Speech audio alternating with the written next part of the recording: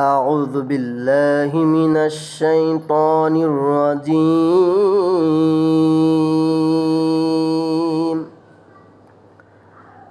بسم الله الرحمن الرحيم.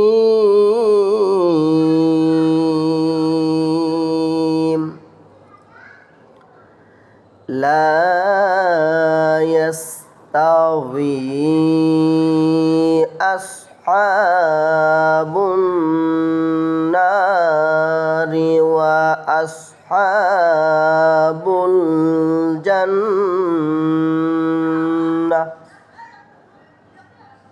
أصحاب الجنة هم الفائزون.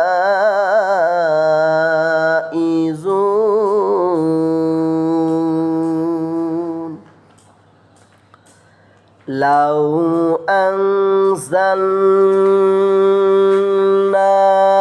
هذا القرآن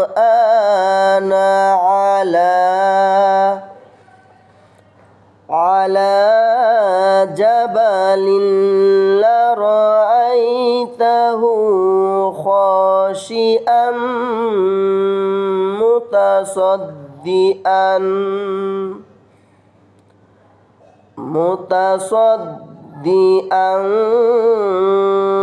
من خشية الله.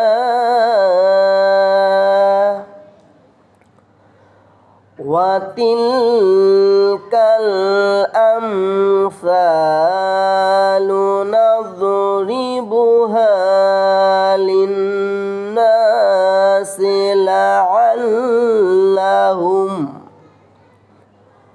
لعلهم يتفكرون.